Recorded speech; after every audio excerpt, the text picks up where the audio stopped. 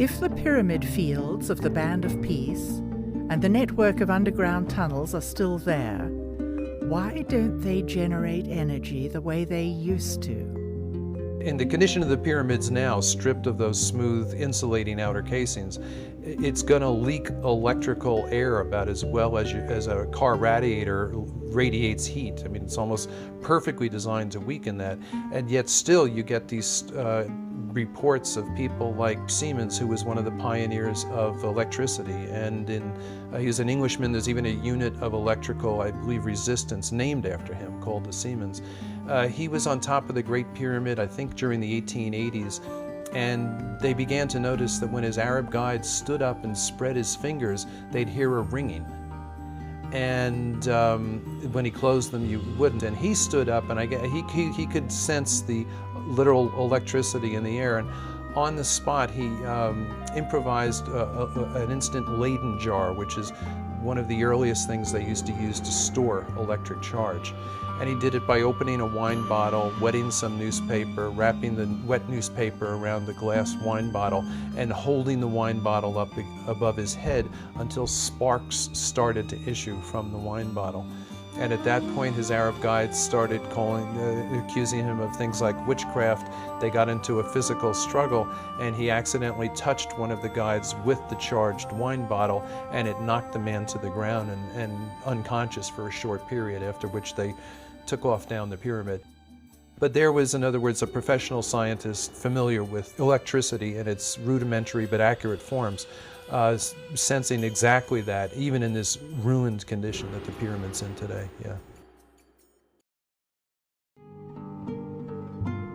If you come to the Egyptian Museum, there is an item over there known as the ШİST DİSK, found by Dr. Walter Emery, and he said, or he think that it could be a vase for a lotus flower. No. The ШİST DİSK was found at Saqqara in a burial chamber that no one is allowed to visit.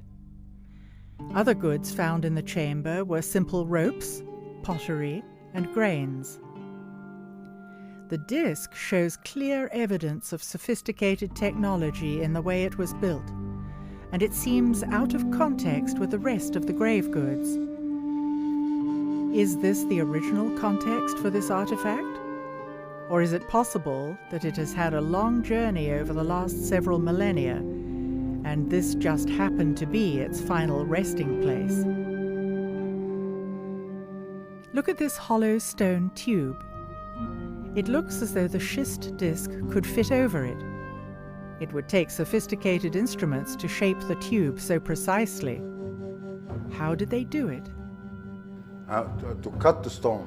This is by a sonic cut with no metal instruments like bronze chisel or this. No, it's another stone. And this other stone, it's the hardest stone you can find, which is the diamond. There are pieces of stone lying around that show concave shapes that actually have the machine tooling marks on it. The evidence of the high technology is right in front of us. Look again at these quartz objects. Aside from their unique and amazing shapes, could they have had another purpose? Today, quartz crystal is used as the basis of all kinds of modern technology. It is most commonly used in crystal oscillators.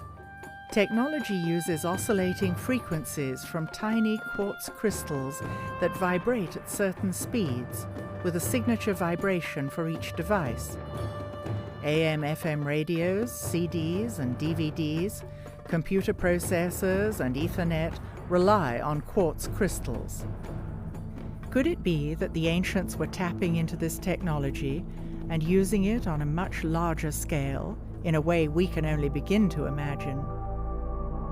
Of course, we can't say for certain, but based on what we've seen, we can theorize. Energy can be created and manipulated in many ways. It is the lifeblood of a civilization, and therefore an important resource. In Egypt, Egypt, there are 67 constructions all along the Nile like sails.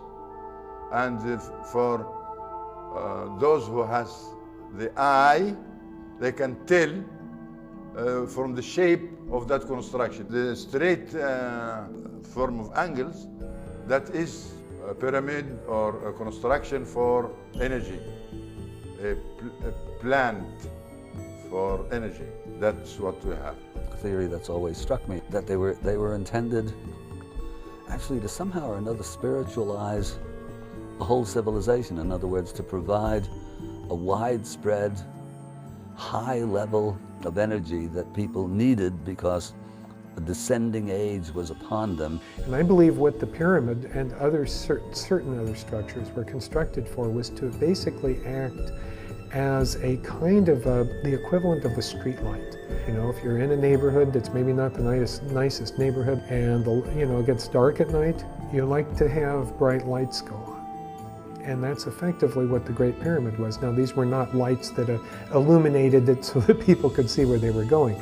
It was basically a device, a generator for, if you will, broadcasting and transmitting throughout the planetary structure a type of field which uplifted the entire humanity. And maybe those pyramids were built in some sense or another to stay the decline.